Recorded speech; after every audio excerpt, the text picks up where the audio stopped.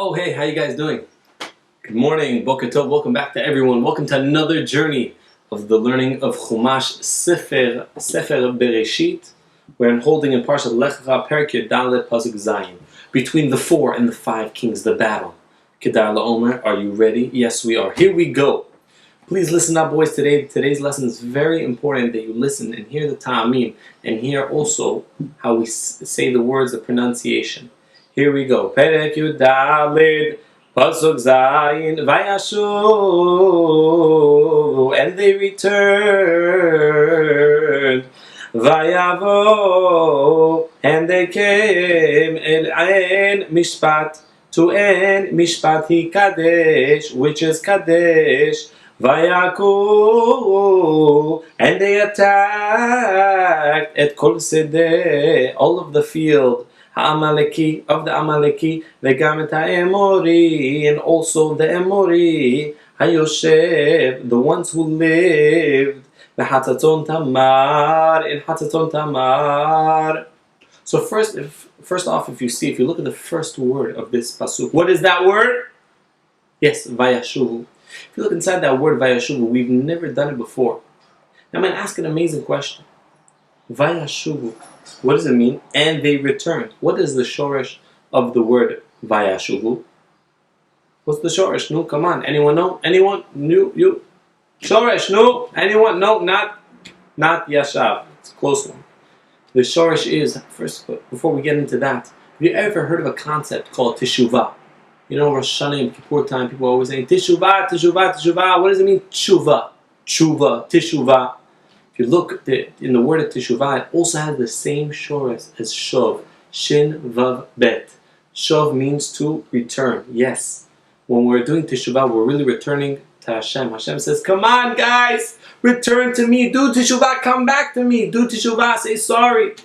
Lachzor b'Teshuvah, come and return to Teshuvah. So the same thing. The Shov, Shin, Vav, Bet is also the shoresh of the word Shuvah, and also over here in the first word in our pasuk, Vayashuvu is Shin, Vav, Bet, which means return, Shuv. Vayashuvu means and they return.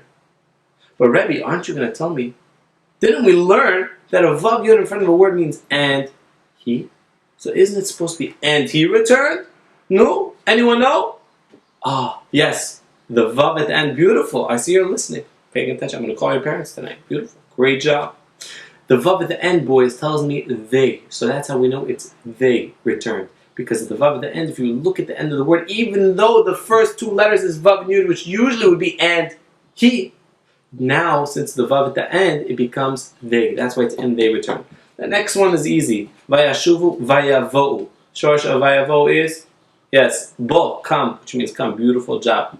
If you look inside this pasuk, the first question we have in this pasuk is, what's another name for En Mishpat? If you look inside this pasuk, it says, Vayavo el En Mishpat. They came to this place, En Mishpat. What is the En Mishpat? What does it mean? What is it? What's another name for it? He Kadesh. This is Kadesh. This is the place. Oh, okay, fine, thank you. This is Kadesh. Sometimes when the Chumash says, he, what is it really? This is in the future what it's called. In the future they call it like this. Remember the past few psukim, it was talking about Yam HaMelach. So it said before, if you look inside the Chumash, it said, El Emek HaSidim, at the valley of Sidim, Hu Yam HaMelach, which in the future is going to be Yam HaMelach. So too over here, boys, listen, pay attention. Paying attention? Listen, I'm going to speak to your mother. If you listen and you hear that back in the day, this is what it was called, and today, this is how we call it. Just like over there, it was called Emek HaSidim, and today, now we have this thing, if you go to Israel, you relax on the beach, it's called Yam HaMelach, it's nice. So too, this place used to be called En Mishpat, but today, people know it as, it's later on, it became known as Kadesh. Beautiful. The second question we have is, where did the Emori people live? Look inside this pasuk, trying to find it. Who could get this answer? I'm going to wait.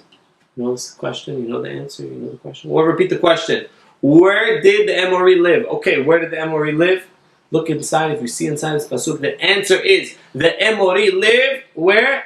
Vegam et Emori, and also ve and gam, also vegam and also. Vegam et Emori, and also the Emori. Hayoshev, the ones who lived, where they live? Look at the last 2 words of this pasuk. V'chatatzon tamar. In this place, chatatzon tamar. So we'll continue B'ezrat Hashem to see in the next lessons all of what happened in the war between the 4 and the 5 kings. Hope you enjoyed. See you.